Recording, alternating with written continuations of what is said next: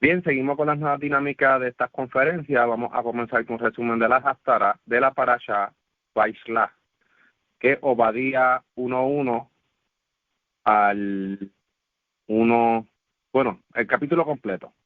Luego de este se procede a realizar una ronda donde se enfatizarán más aportes. Además se puede traer ejemplos de la misma Parashá sobre dichos capítulos, pero se repite que la idea fundamental siempre será la redacción de estas Haftarah. Además, se estará leyendo el capítulo 7 del libro de Primera de Shemuel y se hará un resumen igual, y cada uno de los que está participando en la ronda traerá algún aporte sobre dicha lectura. Antes de comenzar, vamos a recitar la bendición. Bendito eres tú, oh Creador, Rey del universo, Creador de los cielos y la tierra, que das entendimiento y sabiduría para acordar tu ley y entenderla de todo corazón. Bendito eres tú, Adonai, dador de la vida, la cual tu justicia es justicia eterna y tu Torah la misma verdad. Baruch Hashem Adonai Olam, bendito sea el nombre de nuestro Señor por siempre. Amén y amén. Amén. Amén. Bien, pues primera ronda estaremos dando un resumen de la Haftarah y la segunda ronda continuaremos con la lectura y resumen del libro Primera de Shemuel, capítulo 7. Bien, Obadía. ¿Quién es Obadía? Bueno, un profeta que el Creador le habló sobre lo que le vendría a la tierra de Edom. Recordemos que Edom es Esaf, así que este profeta o mensajero le habla a todas las naciones sobre la tierra de Ashur o Asiria. Dice, vamos a la guerra contra Edom. Entonces está pasando el mensaje del que el Creador le está dando. Y todo lo que le pasará es porque trataron con violencia a sus parientes, al pueblo de Israel. Entonces el Creador está irado contra Edom porque ha permitido la violencia contra Israel. Las naciones que habían hecho sufrir a Israel pagaron las consecuencias. Una de estas grandes consecuencias fue la desaparición de estas naciones.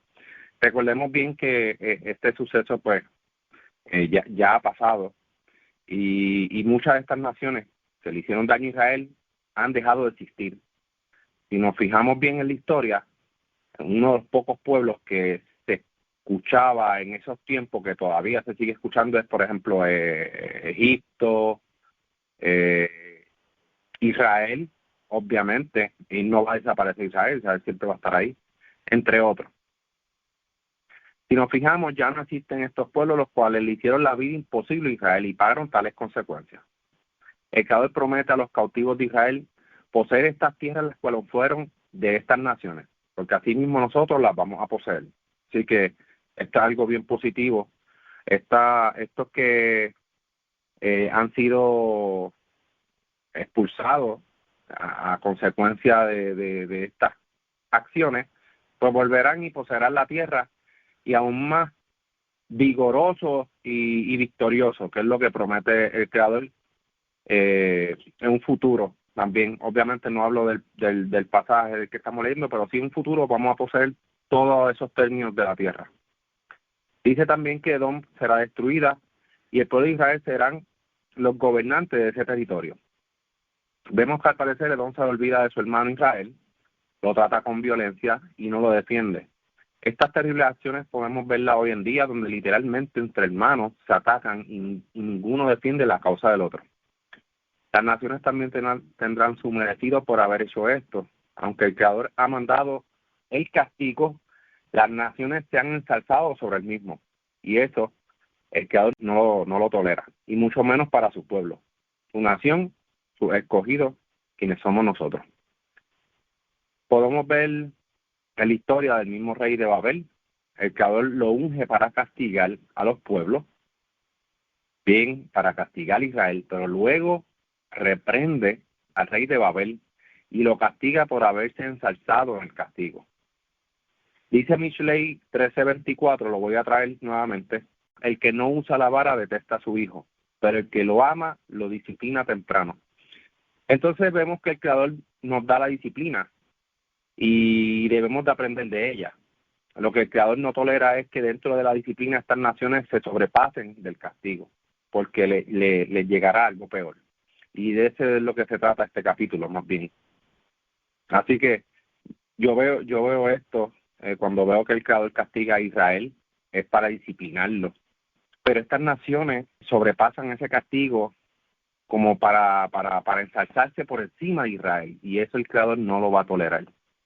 Y vemos bien claro en los profetas cuando eso está pasando, que el Creador no lo tolera, porque él dice, oye, ok, le mandé a castigar a mi pueblo, pero tampoco así. Y esas son cosas que nosotros debemos de aprender, por ejemplo, cuando estamos castigando a nuestros hijos, cuando estamos reprendiendo a un hermano o lo que sea. No podemos como que creernos superior. Y eso es lo que ha pasado a estos pueblos. Se han creído como que superiores, como que, mira dónde yo estoy, esto es lo que no. Y el Creador no va a permitir eso. Así que lo del monte de Edom, se pensaban que estos estaban seguros. Y así muchos que se piensan que están seguros porque donde andan no ve lo que les va a venir, así que ellos andan seguros, ven pasar la maldición y se piensan que están en una especie de prueba o simplemente lo ven como algo lo que está pasando a todo el mundo, o sea, esto es algo que está pasando a todo el mundo, o sea, estoy bien, esto algo le pasa a todo el mundo, estoy con todo el mundo, que tú sabes, todo el mundo está en la maldición, pues yo estoy ahí tranquilo porque es que esto es algo normal que le va a tocar a todo el mundo, pero es una pena no poder reconocer todo esto, porque hay quienes que el Creador protege, hay unos pocos que el Creador cuida, y dentro de esa maldición, aunque el pueblo vaya al exilio, dentro de esa maldición, estos pocos que siguen la justicia, el Creador los protege y los cuida y los bendice. Así que de eso hay muchos ejemplos también en las Escrituras, y nosotros tenemos que ver esos ejemplos hoy en día cuando vemos este capítulo que habla sobre este castigo a su hermano. Sigamos con la ronda con Ilian por si tiene algo más que aportar de esta hasta adelante, Ilian. Sí, Shalom, gracias. Bueno, prácticamente tú lo resumiste ya todo bien. Sabemos que esta rivalidad comienza desde un inicio, porque sabemos que Saúl, de Saúl es que proviene la nación de Edom, y Esaú era hermano de Jacob, que es el padre de las 12 tribus, o sea, Jacob, Israel. Entonces vemos que en un principio hay una rivalidad, luego de eso hay una reconciliación, pero entonces vemos que eventualmente pasan algunos sucesos donde esta rivalidad vuelve a revivirse, a reavivar. Lo vemos muy marcado más o menos para el tiempo de reinado de Salomón. Vemos el comportamiento de Edom, lo leemos en los capítulos de los libros de Reyes. Pero entonces vemos que aquí el profeta menor, que su nombre significa siervo del Creador, da un aviso, da un juicio y es a ambos, a Israel y también a Esaú. Vemos que el mensaje para Israel es que el Creador no abandona su promesa, la promesa que le hizo a Abraham, Isaac y a Jacob. Y para los edomitas, pues el mensaje es de juicio y condenación por haberse ensalzado, o sea, como por soberbio, por querer haber querido engrandecerse sobre su hermano y querer destruirlo, pues esa misma soberbia los cegó y el Creador pues los castiga y le envía, ¿verdad?, este mensaje por medio del profeta Abdías de esta destrucción. Esto ya sucedió, es una profecía que ya se cumplió, y es bien interesante ver, ¿verdad?, que este profeta, a pesar de que el libro es algo corto, es como un aviso, y el aviso pues lo vemos de parte y parte, lo vemos que es un mensaje para Israel, para que no pierda la esperanza y su fe de que el Creador es fiel y a su palabra y es el salvador del pueblo de Israel. En el Creador es que está la salvación, y en adición pues también da este mensaje a los edomitas, que prácticamente son parientes de este pueblo, es pariente de Israel, a que por causa de su soberbia y por haber querido destruir a Israel y por este comportamiento, pues iba a tener este castigo, estas consecuencias de sus actos.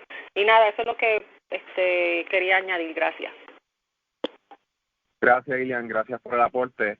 Y dice, yo soy el Elohim de Israel y ya envié un mensajero por todas las naciones. Escuchen bien su mensaje.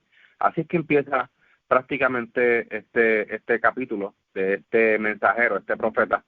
Así que bien importante que el mensaje, y el mensaje el mensaje es más que claro. El mensaje es como que alístesen para la guerra, que vamos a pelear contra Edom. O sea, Edom va a ser eliminado. Así que esto es por boca del Eterno, y son cosas que, pues, como bien se dijo, ya pasaron. Seguimos con la ronda con Minerva. Adelante, Minerva. Sí, básicamente vuelve otra vez aquí el profeta.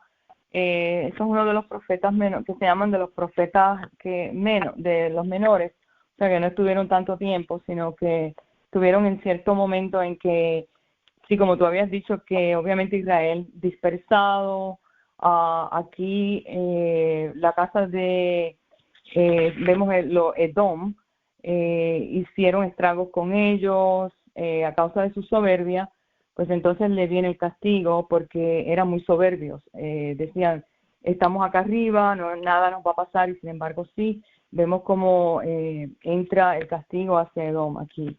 Me llama la atención también que en el versículo 20 que dice que habla de Sefarad, dice los cautivos de Jerusalén que están en Sefarad poseerán estas ciudades.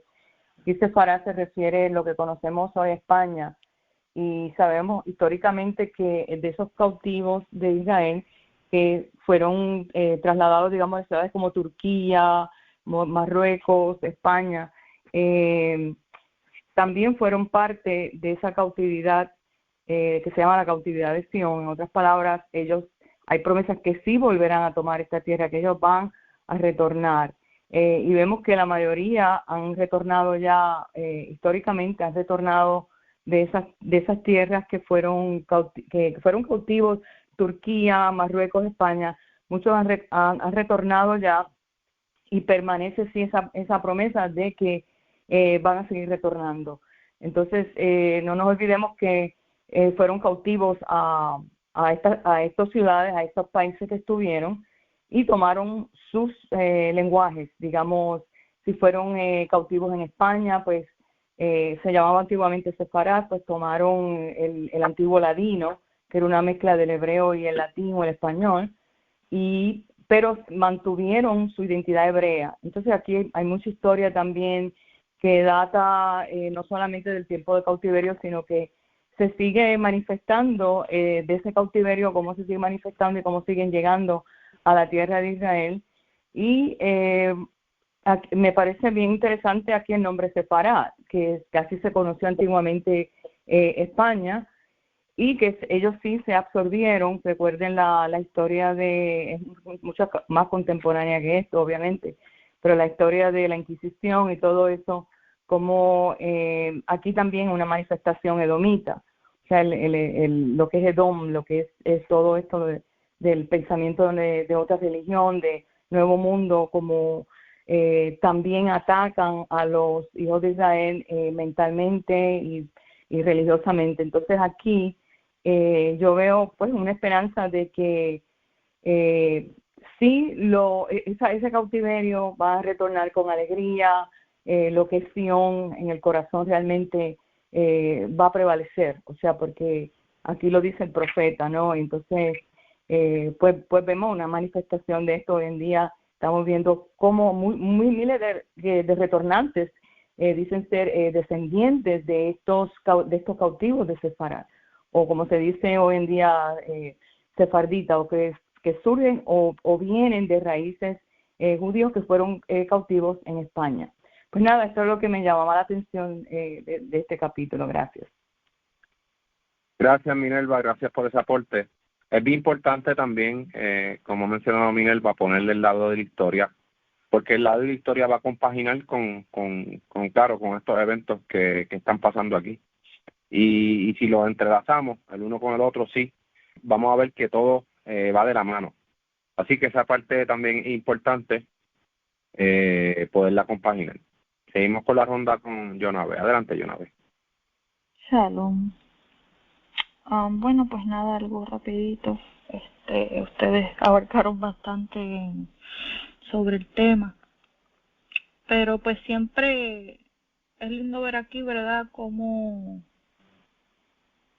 Israel siempre tiene la promesa de que, como dice el texto, el galardón volverá sobre su cabeza. O sea que sí, pasarán cosas y momentos de dificultad del pueblo de Israel. Las naciones hoy día han tomado un papel bastante parecido al de Edom, ¿verdad? En cierta manera, porque han querido destruir a Israel, hablar mal de Israel. El antisemitismo sigue, ¿verdad?, creciendo, porque hoy día lo estamos viendo, o sea, y en peor manera, porque personas que mueven masas, ¿verdad?, como artistas, están alzando su voz en contra del pueblo de Israel. Pero aquí bien vemos, ¿verdad?, como el Creador su promesa siempre la cumple, y dice que el galardón volverá a la cabeza de Israel, y que todos, ¿verdad?, los que han querido o traten de destruir a Israel van a pagar 100%. Entonces, siempre le digo ¿verdad?, a las personas que están aquí o que están pensando en adherirse al pueblo de Israel, que da un poco de ¿verdad?, uno se intimida un poco, porque tú dices, wow, cómo el pueblo va a vivir en estos tiempos donde el antisemitismo no quiere acabarse, ¿verdad?, y no deja de ser. Pero que lean la Torah, que escudriñen, que vean que el Creador sí tiene una promesa y que siempre la ha cumplido a través de todo lo que hemos leído, y que pues va a haber una redención. Y pues nada, eso era lo que quería añadir. Gracias, Yonabe, gracias por el aporte. Seguimos entonces con el capítulo 7 de 1 Shemuel. Dice así: los habitantes de Kiriat Jearim pusieron el cofre del pacto del Creador en la casa de un hombre llamado Abinadab, la cual estaba sobre una colina. También consagraron a su hijo Eleazar para que cuidara del cofre. El cofre estuvo en Kiriat Jearim 20 años, y toda la gente de Israel lloraba y buscaba a Elohim. Por eso Shemuel les dijo: si de veras quieren volver a obedecer al Creador, dejen de adorar a los dioses ajenos y a las imágenes de Baal y de Asarte. Adoren solamente a nuestro único y verdadero Elohim. Así Él los librará del poder de los filisteos. Los israelitas dejaron de adorar a esos dioses y adoraron solamente al Elohim de Israel. Entonces Samuel les dijo: reúnan en Mizpah a todos los israelitas, y yo le pediré al Creador que los perdone. Los israelitas se reunieron en Mizpah y reconocieron que habían ofendido al Creador. Por eso sacaron agua de los pozos, la derramaron como ofrenda delante del Creador y después ayunaron. Fue en Mizpah donde Shemuel comenzó a gobernar a los israelitas. Cuando los jefes de los filisteos supieron que los israelitas se habían reunido en ese lugar, decidieron ir y atacarlos. Al saberlo, los israelitas se llenaron de miedo y le dijeron a Shemuel: no dejes de clamar a nuestro Elohim, ruégale que nos libre del poder de los filisteos. Shemuel tomó un cordero y mientras lo sacrificaba, le rogó al Creador que ayudara a su pueblo. Mientras tanto, los filisteos iban acercándose para atacar a Israel, pero el Creador escuchó a Shemuel y envió fuertes y espantosos truenos. Cuando los filisteos lo escucharon, se llenaron de temor y de terror y salieron corriendo. Los israelitas persiguieron a los filisteos desde Mizpah hasta Betcar y los vencieron. Entonces Shemuel tomó una piedra, la puso entre los pueblos de Mizpah y Ten, y le llamó Ebenezer, pues declaró: hasta aquí nos ha ayudado el Creador. Hizo esto para que todos recordaran cómo el Creador los había ayudado.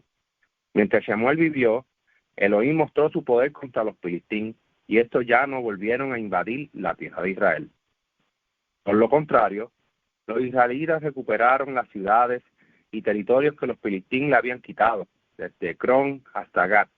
Así fueron como hubo paz entre los israelitas y los habitantes de Canaán. Cada año Samuel visitaba las ciudades de Betel, Gilgal y Mishpah, y allí aconsejaba y dirigía a los israelitas, los ayudaba a resolver sus pleitos y sus problemas. Lo mismo hacía en Ramá, donde él vivía y donde había hecho un altar para adorar al Creador, y Samuel gobernó Israel durante toda su vida. Fíjense, este relato me acuerda un poco el relato de Moshe, que iba y juzgaba a Israel él solo, ¿no? Pero más adelante vamos a ver ciertas cosas que pasaron en la vida de Samuel, bastante interesante. No fue hasta que Samuel les dejó saber al pueblo que tenían que eliminar los ídolos, ellos tomaron conciencia. O sea, ¿por qué tomaron conciencia sabiendo que ellos estaban haciendo las cosas mal? Eso como que no tiene, obviamente no tiene como que sentido. Decirte, mira, deja de robar, que estás haciendo lo malo. Me lo dijiste tú, voy a dejar de robar. Es cierto, lo estoy haciendo mal. O sea, como que Samuel lo hizo entrar en razón, pero ellos sabían que estaban haciendo las cosas mal. ¿Por qué había de tomar conciencia sobre esto si ya lo sabían? Tendría que haber alguien para decirlo, para tomar acción. Pero no lo podemos hacer ya de antemano. Claro que lo podemos hacer de antemano, pero esto no se trata de una persona, se trata de un pueblo. Y desafortunadamente, aunque bien pocos no se dobleguen a los ídolos, como lo que se está hablando en este caso, el país seguirá pasando por la misma maldición. Aunque el Creador prospere a esos pocos, el país seguirá pasando por una maldición. Eso es así de sencillo. Una vez Samuel les dice que hablará con el Creador para que los perdone, el pueblo saca a los ídolos, se purifican con agua delante del Creador y hacen ayuno. Con esto fue más que suficiente para que el Creador viera el arrepentimiento. ¿Por qué el agua? Bueno, sabrán que el agua nos limpia de la impureza. El pueblo está contaminado con los ídolos. Por eso es la alegoría de limpiarnos de esa impureza física, porque se habían contaminado y fornicado con estos ídolos. Me imagino que se arrodillaban, se postraban, los besaban, hacían un sinnúmero de cosas con esos ídolos. Así que vemos que mientras vivió Samuel, el Creador mostró su poder contra los filisteos y no invadieron más la tierra. Interesante, ¿no? Que tenía que haber un líder. El pueblo de Israel siempre tenía que tener un líder. Y lo vimos en Shoftim, en los jueces, lo hemos visto en todos lados, que sin un líder el pueblo se contamina, se empieza a hacer lo que las naciones hacen, y así un sinnúmero de cosas. Eso lo vemos a lo largo de la historia. Seguimos con la ronda con Ian. Adelante, Ian. Gracias. Yo creo que todo el ser humano tiene siempre una debilidad, y lo vemos aquí. El pueblo era débil, se dejaba hallar por la mayoría, se influenciaban por los demás pueblos que les rodeaban, y siempre necesitaron de una figura firme, una figura que fuera leal al Creador, para que lo reprendiera y les llamara la atención, y pudiera entonces ellos, ¿verdad?, los que tuvieran conciencia, despertar de lo que estaban haciendo y abandonar ese comportamiento. Vemos que aquí Samuel era esa persona recta que el Creador levantó para reprender al pueblo y hacerle el llamado de retorno. Y vemos que Israel escucha, le tiene un respeto. Samuel eventualmente se gana el respeto del pueblo. Él lleva una trayectoria donde lo que hablaba se cumplía, y el pueblo ya sabía que el Creador le hablaba a Samuel y que Samuel estaba con el Creador. Entonces, que era un profeta del Creador, no un profeta falso. Entonces vemos que aquí Israel hace caso, quita los baales, se despojan de los baales que tenían. Aquí mencionan a uno en específico, adicional a los demás, mencionan a uno en específico que creo que es una diosa cananea de la fertilidad. Es bien interesante que en esos tiempos que se hablan, siempre todos los pueblos siempre tenían como una diosa, un Baal que era dedicado a la fertilidad. Parece que para ese tiempo era algo como que bien importante que la mujer sea fértil, y siempre buscaban adorar piedra, palo, lo que sea, buscaban una imagen para hacer ritos y cosas raras, a ver si por suerte ¿verdad? Se le daba un hijo, un embarazo. Y entonces vemos que el pueblo de Israel adoptó esas costumbres también de esos pueblos que le rodeaban, que estaban acostumbrados a adorarle a deidades de fertilidad, y entre otros más. Vemos que entonces Samuel reúne al pueblo y él hace una oración, él ora por ellos. Esto es algo que es bien curioso, porque vemos que dentro de las escrituras, a los únicos que siempre vemos de alguna manera intercediendo en oración por el pueblo son los profetas y los sacerdotes. Parece que será, para mi entender, ¿verdad? Parece que será el trabajo de ellos, el trabajo del sacerdote, el trabajo del profeta, que eran los que estaban más cercanos al Creador, era de alguna manera interceder por el pueblo en oración, o sea, en comunicación entre el pueblo y el Creador para que, ¿verdad? Para que el Creador escuchase. Pero también vemos que también uno personalmente también tenía que buscar esa oración, esa comunicación con el Creador, había que humillarse, y eso es lo que hicieron aquí el pueblo que hizo, ayunó, se humilló, hizo oración también junto con Samuel al Creador, y el Creador escuchó. Así que en este caso yo pienso que cuando a veces tenemos una costumbre de que estamos haciendo las cosas mal, nos va mal, y le pedimos a otra persona que entendemos que tiene más cercanía con el Creador, una relación más cercana con el Creador, a que ore por nosotros. Ay, ora por mí. Pero uno dice, es que yo, independientemente si yo oro por ti, si tú no haces lo propio, no, el Creador no va a escuchar tu oración. O sea, tú también tienes que hacer lo propio por humillarte y pedirle al Creador.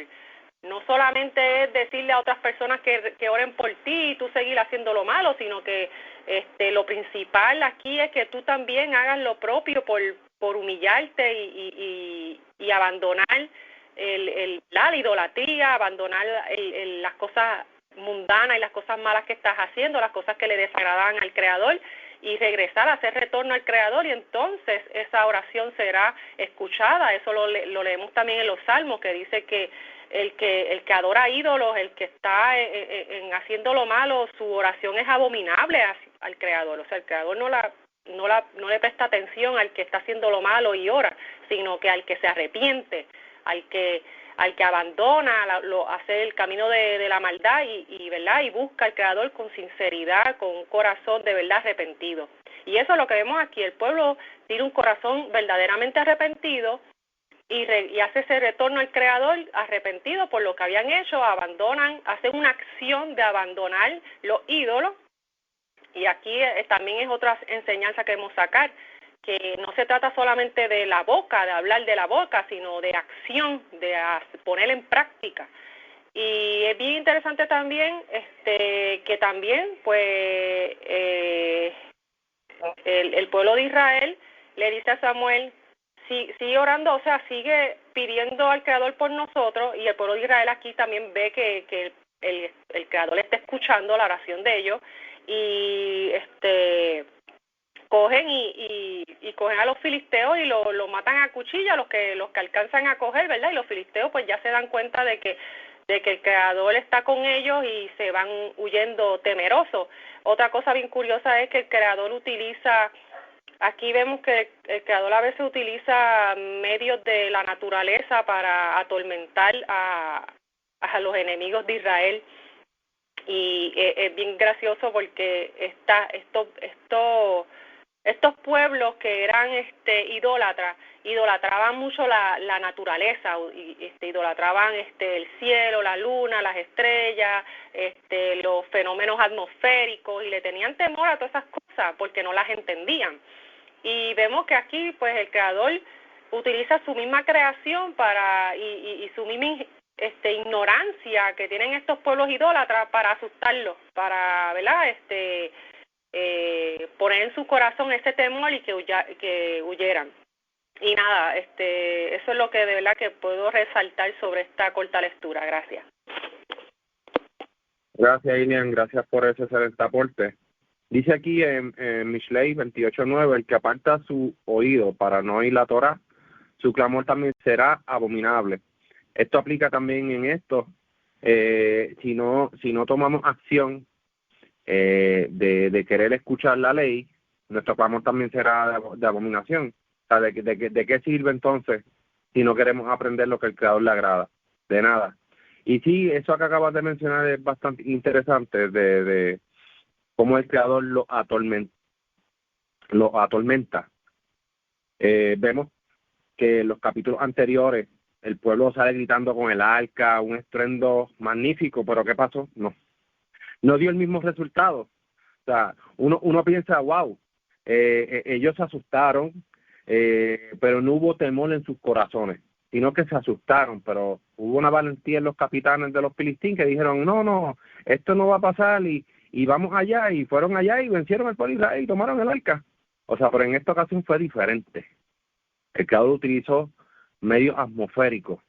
O sea, que el ser humano no puede controlar los gritos y el gentío aquel, sí, era causado por el mismo ser humano, pero en esta no era causada por el ser humano. O sea, venía de algo más allá. Y esta es la parte bien interesante. Seguimos con la ronda con Minerva. Adelante, Minerva.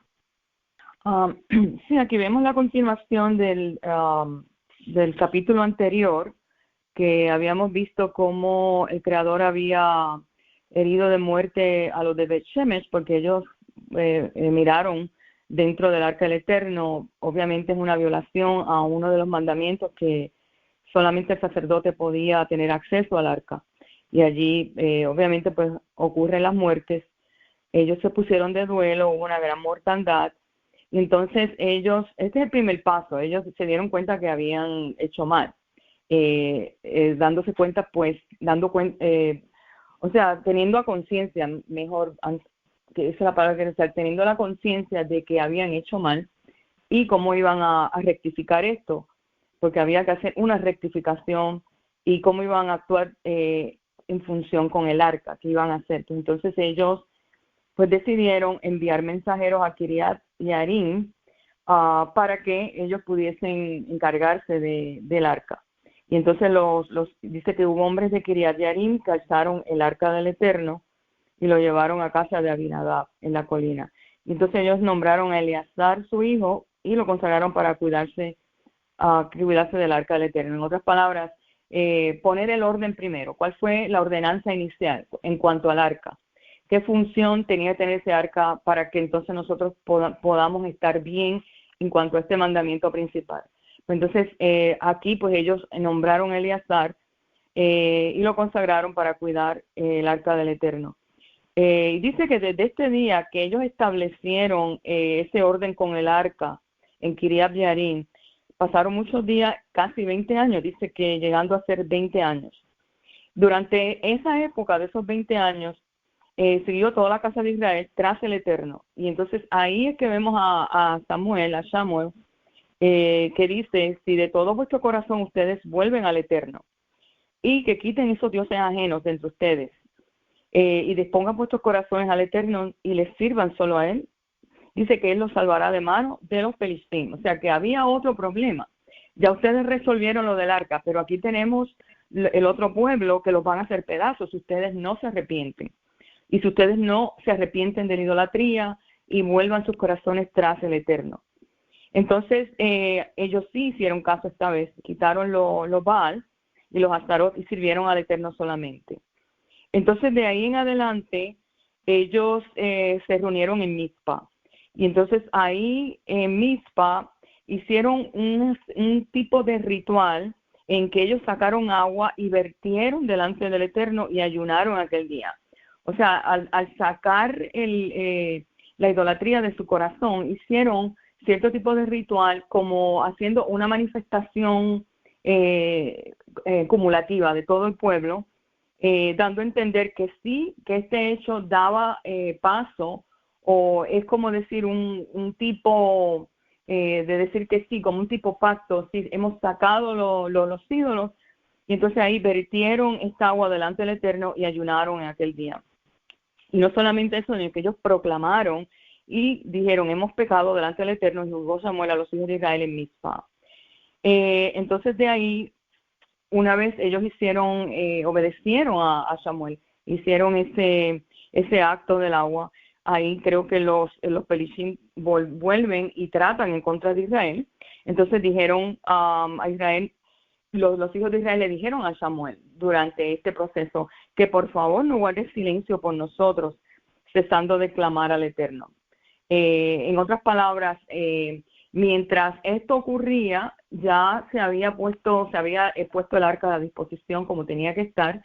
Ellos habían sacado los ídolos, número 2. Ellos habían hecho un acto de teshuvah. Entonces ya Samuel había intercedido por ellos. Ellos dicen que no ceses. Esto nos enseña una lección. Mientras nosotros estamos en guerra o en batalla, o estamos en ambientes que están contradictorios a la Torá, lo que queremos hacer, no debemos cesar. Entonces, como decía Ilian, en la oración, es bien importante no perder esa conexión con el Eterno, no perderla. ¿Por qué? Porque ellos hicieron un acto de teshuvah, pero a través de Samuel ellos seguían como esa intercesión. Es bien importante.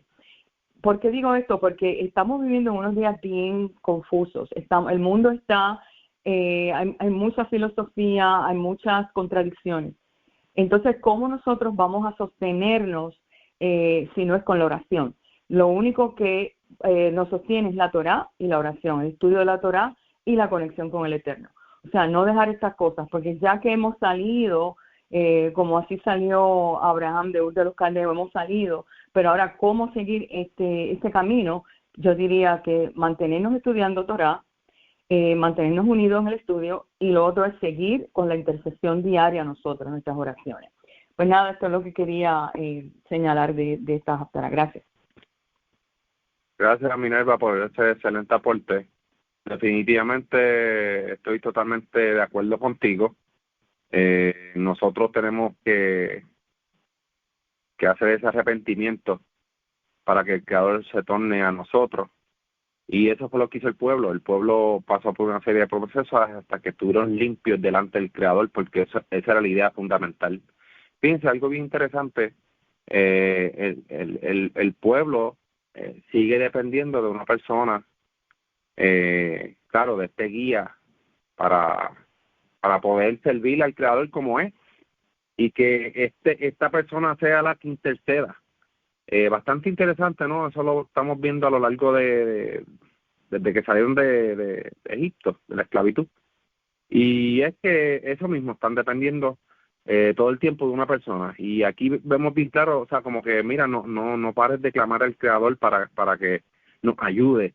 O sea, como que, pero ahí la parte tuya, pues, o sea, no podemos repetir esto que está pasando, aunque se escuche bien y suene bonito, pero cada uno de nosotros independientemente debe declamar al Creador de forma espontánea, independiente, no depender de un líder, porque muchas veces queremos soltarle todo al líder y que haga todo el líder.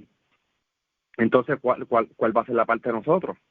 Es como, no, sin el libro yo no puedo rezar, sin el libro yo no puedo darle esa bendición, o sea, que el Creador me bendiga, y no, pero tenemos que ya empezar sin el libro, tenemos que ya independizarnos y decir, no, esto va a ser de todo corazón. Así que, aunque ellos lo hicieron de todo corazón, pero no fue hasta que alguien se los dijo lo que tenía que hacer. Entonces nosotros tenemos que hacerlo de todo corazón, sin esperar a alguien que nos diga, mira, estás haciendo las cosas mal. Nosotros ahora mismo tenemos una tecnología tan avanzada, nos podemos dar cuenta de muchas otras cosas. Y yo creo que esa es la parte bien importante, centrar esa tecnología, esos avances, y utilizarla a nuestro favor, a nuestro beneficio, así como lo que estamos haciendo ahora, que esta palabra se riegue, se llegue a muchos lugares y la gente pueda entender que no dependemos de un líder para llegar al Creador.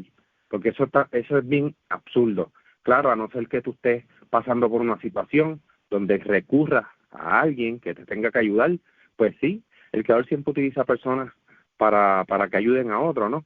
Pero si tenemos las capacidades y los cabales para poder hacerlo solo, tenemos que empezarlo a hacerlo solo. No depende de que venga una persona a decir, mira, estaba haciendo mal. Sí, yo lo sabía, que estaba esperando. O sea, eso es lo que no podemos estar esperando. Seguimos con la ronda con Jonave. Adelante, Jonave. Shalom. ¿Se acuerdan que la semana pasada yo había hablado de la asimilación, asimilar, ¿verdad? Y lo que vemos aquí en cierta manera es que ellos se asimilaron y optaron, ¿verdad?, por adorar a esos dioses ajenos. Entonces, eso es un problema, lo mencionamos la semana pasada. Si nos ponemos a pensar, el judío tiene un pacto con el Creador, ¿verdad?, de que Él es uno y que solo a Él adoramos. Y más allá, vemos cómo las naciones siempre han tratado de doblegar ese pacto. O sea, ellos no pueden entender y no les cabe en la cabeza que el pueblo judío tiene un pacto de adorar y servirle al Eterno, o sea, al Creador de todas las cosas. Nos tenemos o sea, vemos cómo las naciones creen en un sinnúmero de cosas. Ellos no tienen una sola creencia. Creen que si en horóscopo, en diferentes cosas, o sea que ni viene al caso mencionarla, pero ya ustedes saben cuáles son.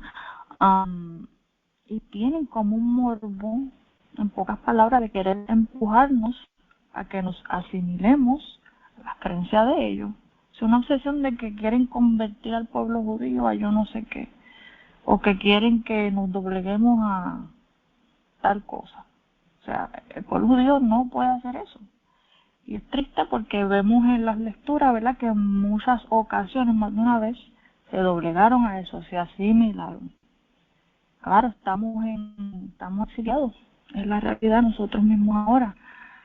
Pero tenemos que recordar que tenemos un pacto con el Creador y que no podemos dejarlo a un lado. Que Él es el único, que Él es el Creador de todas las cosas, ¿verdad? Entonces, para mí, hoy día el pueblo judío tiene que estar muy pendiente de lo que hace, de a dónde se está dirigiendo, ¿verdad? Una vez escuché a alguien decir, pues una pregunta que a veces hacen, que aunque tú no creas que la hacen, dicen, ¿pueden los judíos celebrar Halloween? Y tú dices como, ¿por qué? ¿De dónde viene esa pregunta? Es que tenemos hijos y nos da pena que se sientan excluidos. Pues mira, eso es un problema muy grande porque el judío a estas horas, o sea, en estos tiempos no se puede estar preguntando eso, ¿verdad? O sea, no podemos celebrar algo pagano y mucho menos que nos pase por la mente porque no queremos que nuestros hijos se sientan excluidos. O sea, es la realidad. Ya el judío tiene sus fiestas con las que cumplir y no podemos asimilarnos a las fiestas de la nación y punto. Y pues nada, es algo para que lo piensen y mediten en ello, y eso era lo que quería añadir por ahora. Gracias, Jonave, por el aporte. ¿Alguien más de los que está escuchando tiene algún aporte sobre esta lectura? Yo me gustaría aportar lo siguiente, es que también se le puede dar una interpretación un poco diferente con respecto a esta intervención que ellos pedían al profeta Shemoni. Por ejemplo, cuando en una sinagoga se va a hacer la oración, hay alguien que dirige la oración, no porque los demás no puedan, sino porque es necesario, por una cuestión de orden, que alguien sea que la dirija. No tiene que ver con una cuestión de que sea mejor o mayor que el otro, o mejor o peor que el otro, sino que es una cuestión de por orden, incluso también por conocimiento. En este sentido también puede verse esta solicitud, ya que si vemos también, antes de que él interviniera, Shimon le pidió a ellos que se volvieran al Eterno, y ellos se volvieron al Eterno. Además ayunaron también. Es decir, se encontraban en una condición, no es que intercede por mí mientras yo sigo en mi pecado, sino que ellos pidieron que Shemuel interviniera, pero ellos también actuaron, pues como en efecto hemos dicho todos acá, también se debe actuar, no solo de palabras. Entonces ellos sí también lo expresaron con palabras, también con el ejemplo, porque dice que abandonaron los Baales y a las Astartes, a todas estas diosas, o a la diosa, pues que ellos sí ayudaron y dicen que volvieron como al Eterno, y entonces Shemuel intervino. Y en este sentido creo que puede verse también como una intervención, como diciendo: tú eres entre todos nosotros, tú eres además que era el sacerdote, pues, de la tribu de Leví. Y en este sentido quizás puede verse una diferencia notable por ser de la tribu de Leví, lo cual en este caso quizás puede considerarse de manera un poco diferente en relación a otros ejemplos que pudiésemos colocar, personajes incluso de la era moderna. Se ve mucho en el judaísmo, en los rabinos rabanistas, donde los rabinos piden, o las personas piden la intervención de un líder, y estas personas no cambian su manera de actuar, sino que lo ven como un amuleto, como algo mágico, cosa que no veo que sucede, por lo menos en esta historia, este capítulo que quiero decir. Viéndolo un poco hacia directamente hacia nosotros, también creo que nos habla de los puntos de referencia. Puntos de referencia, por ejemplo, en una casa, los hijos deberían tener un punto de referencia, que son los padres. Pues. Estaba diciendo que necesitan un punto de referencia, porque obviamente el Eterno escucha a los hijos cuando claman, y escucha a todos, hasta los pecadores también. Otra cosa es que conceda lo que piden, pero él escucha todo, pues. Y yo creo que los hijos deben tener punto de referencia, que son los padres. Si los padres no dan el ejemplo, no va a haber un punto de referencia. Para el pueblo de Israel, su punto de referencia era Shemuel. Y a tal punto era el respeto que tenían a él, que cuando él les pidió que se volviesen al Eterno, ellos se volvieron al Eterno. Entonces vemos que está la Torá, están los libros, etc. Pero esto de por sí no significa nada si no damos el ejemplo. No significa nada si no somos un punto de referencia para aquellas personas que vengan en nosotros o que pudiesen ver en nosotros los caminos que el Eterno pide que se cumplan a través de su Torah.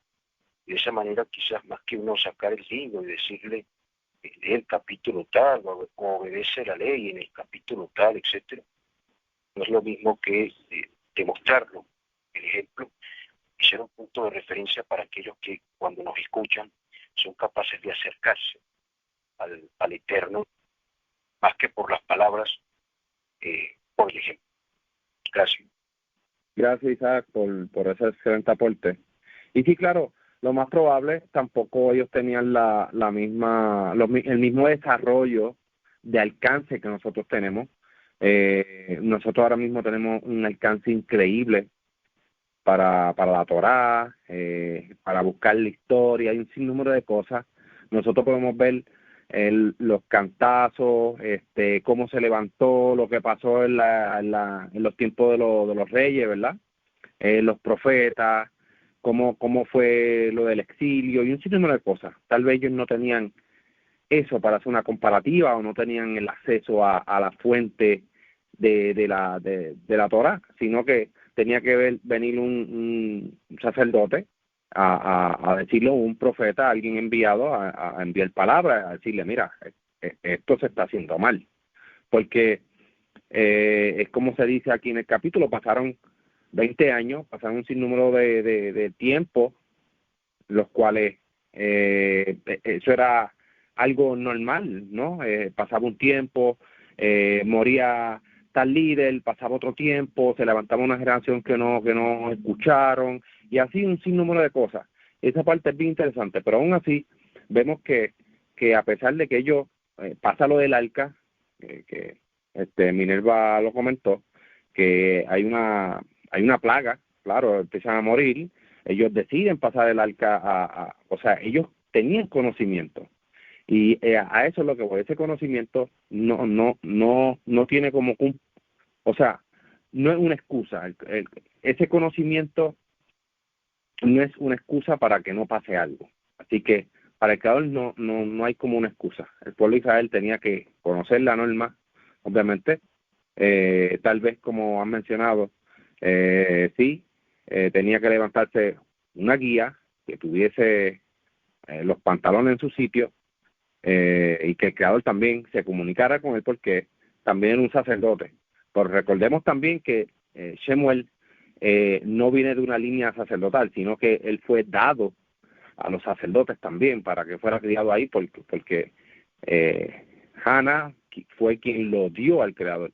Entonces esa es la parte que nosotros tenemos nosotros somos un pueblo del Creador, nosotros somos una nación de prácticamente, ¿verdad? Como se dice, una nación de sacerdotes, es decir, que el Creador se comunica con nosotros y nosotros actuamos. Pero eso que ha traído es bien interesante, ¿verdad? Que ha sido una parte que me ha gustado mucho, porque lo expresaste así con detalle y con delicadeza, y cada cosa en su sitio. Así que gracias por ese aporte, Isaac. ¿Alguien más que quiera dar algún aporte más adicional? Sí, te quería comentar ahí algo que sí, que él mencionó, lo del punto de referencia. Creo que es un punto bien importante, porque no solamente Samuel, ellos le pidieron a Samuel que intercediera, sino que el pueblo al unísono pidió eso.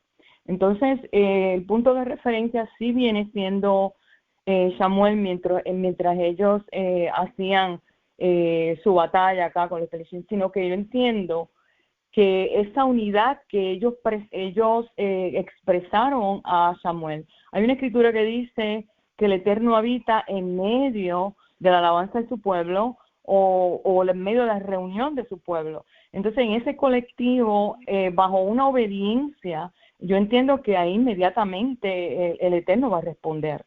Entonces, es bien importante ese punto de unidad de pueblo. Y entonces, obviamente, sin dejar el punto de referencia en el cual sí nos otorga una guía y vamos a una meta común. Entonces, ahí se reactiva el principio de la unidad de pueblo. Pues nada, eso es lo que quería añadir. Gracias. Gracias, Minerva. Gracias por el aporte. Definitivamente ese colectivo es bien importante. Ese colectivo es lo que demanda el Creador del pueblo, ¿no? Que todos estemos al unísono, en busca de esa convicción para seguir la ley. ¿Alguien más, algún aporte adicional? Bueno, pues si no, les deseo a todos Shavuot Tov. Shavuot Tov. Shavuot Tov. Shavuot